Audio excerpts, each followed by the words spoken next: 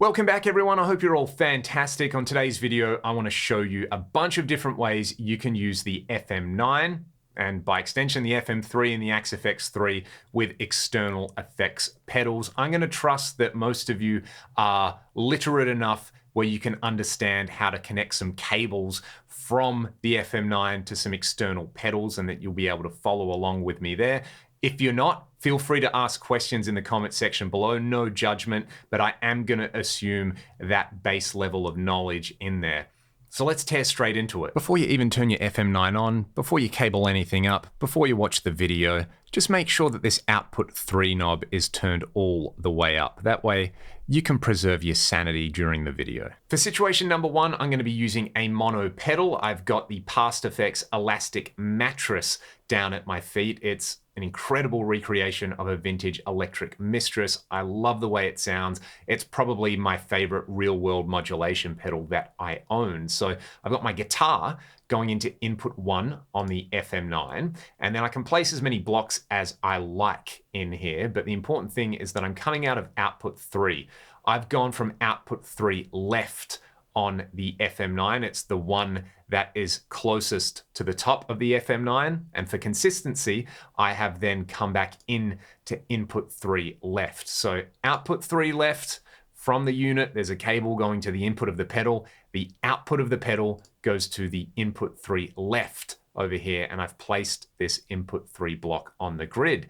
Then I've got an amp and a cab block. The important thing though, because I'm using the left input to the input 3 on the FM9, I've selected that in the amp block over here. So if I select left, and I don't have the pedal on at the moment, it's just gonna give me my dry sound.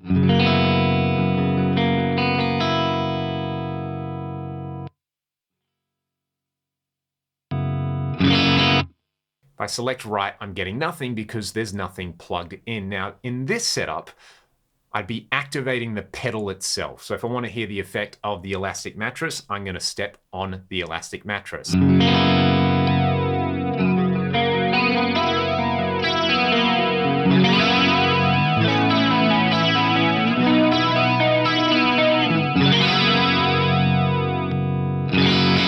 Fairly straightforward stuff. What if you wanted to, say, build a pedal board and maybe place your extra little pedal somewhere out of the way where maybe it's a bit inconvenient to step on? Well, what you can do is you can run a shunt from the output 3 to input 3 over here. So let's just cable this up. And the reason I place these up here to start with is so that I can demonstrate that you don't need a shunt to make this work. You just need to physically activate the pedal. So what I'm going to do is turn the pedal on.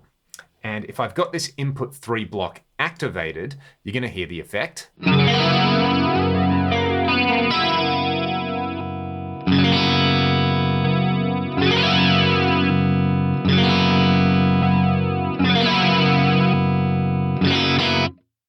If I bypass the input 3 block though, I'm getting no effect and signal is flowing all the way through here and into the amp block. So that works pretty nicely. What if I wanted to place my effect after the amp and cab? So again, we'll cover the situation where you're going to step on the pedal itself to turn it on and off. You can use the same trick of running shunts from output 3 to input 3 as before, but I've only got the input 3 left plugged in at the moment, which immediately gives me this issue here where I'm only going to have signal on one side.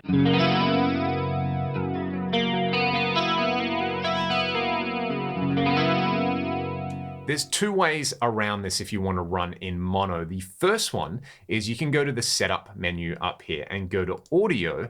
Then you can have a look at the input 3 mode over here. So I could go to input 3 and I can select left only, right only, stereo, or summed. So again, we're going into the left input. So if I select left only, now I'm going to hear the mono effect on both channels. However, that's a global setting, and personally, I would rather leave this as stereo so that if I do want to connect a stereo effect later, I don't have to come back in and reset this every time. So the easy way to do this is after the input 3 block, place a volume pan block. I'll go with volume pan number 1.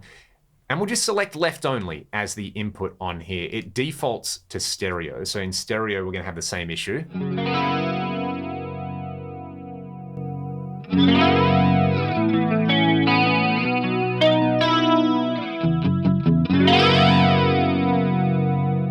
Something else you may run into with either vintage pedals or recreations of vintage pedals is that running after the amp and cab and coming into the unit might be a little bit hot for the input of the pedal. It might start to break up like we heard there. So you can either lower the level in the amp or cab block, you can lower the physical output 3 knob on there, or you could come in here and say lower the output of output 3 by say, I don't know, minus 12 dB and compensate by turning the input of input 3 up by the same amount. This is going to mess with the noise floor a little bit, and you'll probably find that you want to have the gate on to kill a bit of that extra noise, but it works nicely.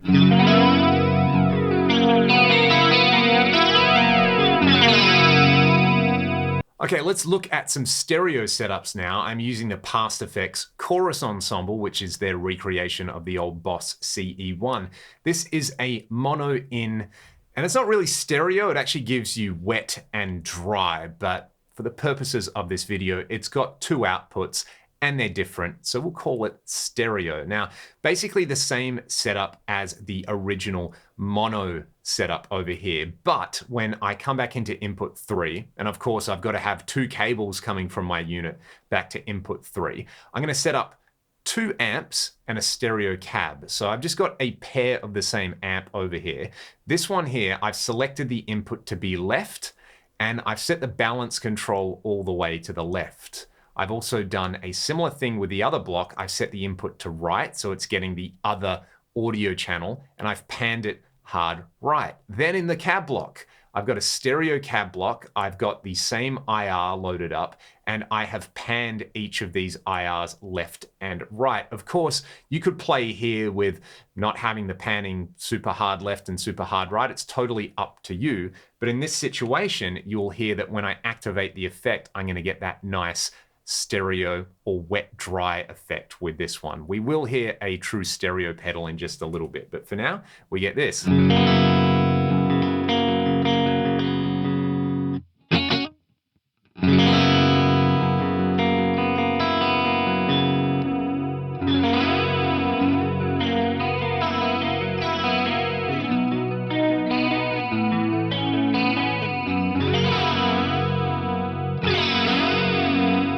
Running these post amp and cab is significantly more straightforward than the mono setup because we've got 2 audio channels here and not just one. So you basically don't have to change anything here. You've got input 1, amp, cab, go out of your output 3.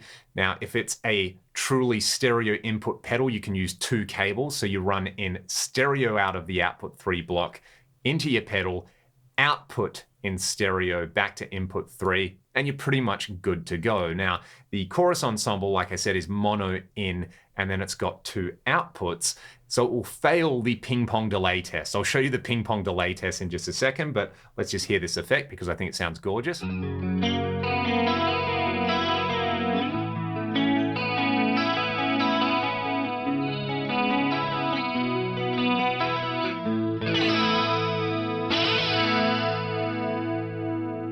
So if you want to do an idiot check on whether you really have something that has a true stereo input or a mono input, and we know this is a mono input, after the cab and before the output 3 block in here, turn a ping-pong delay on. Now, a ping-pong delay, if connected properly, will give you a discrete delay on one side of the audio channels and a discrete delay on the other side.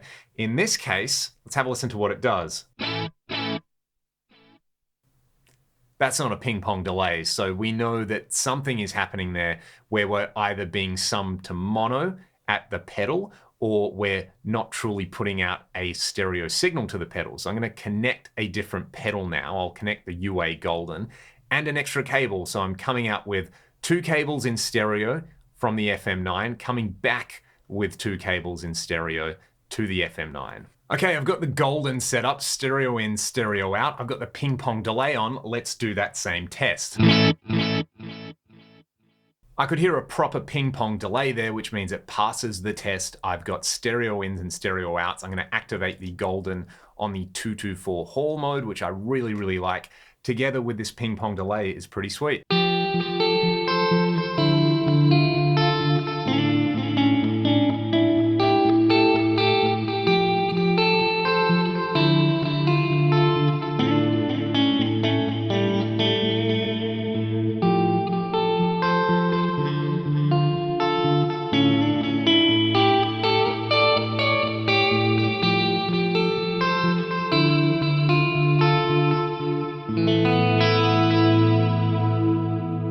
Hopefully that's all really straightforward and easy to cable up and actually use. One concern you might have is if you're running an external pedal, like an external reverb pedal or anything that adds some latency, is that yes, you are going to be adding an extra stage of analog to digital and digital to analog conversion, so the latency will be slightly longer. Personally, I don't care. I don't think it's something you should really spend too much time stressing over, especially if you're using modern pedals, a lot of which will have analog drive-through on them. But let's just say, for the sake of argument, you've got a digital wireless and you're using the FM9 and a digital pedal that doesn't have analog drive-through, and you're playing through a digital mixer and the PA that you're playing through also has some DSP-based stuff in there. That kind of situation, and you're on in-ears as well, you might end up having like just too many stages of AD and DA conversion in there, so you might get some annoying latency.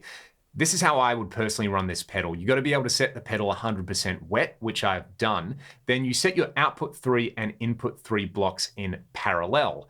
That way, with the output 3 block muted, you just get your dry signal. And when you engage the output 3 block, you get your effect. You can either manage the amount of effect by bringing down the output level of this block or bringing down the output level of this input block over here. I'm going to do that. Have a listen.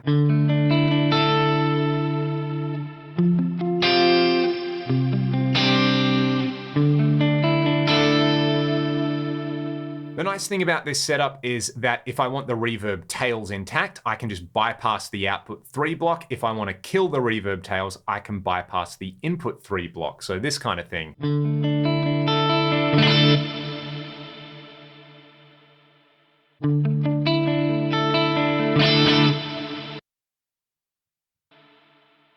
That should just about cover most people's needs when it comes to using the FM9 with some external pedals. If you've got any further questions, let me know in the comments section below. I'd love to hear from all of you. And if you like what I'm doing on the channel, check the video description for different ways you can support me directly. Have a great day. Go and make some guitar noises, and I'll see you next time.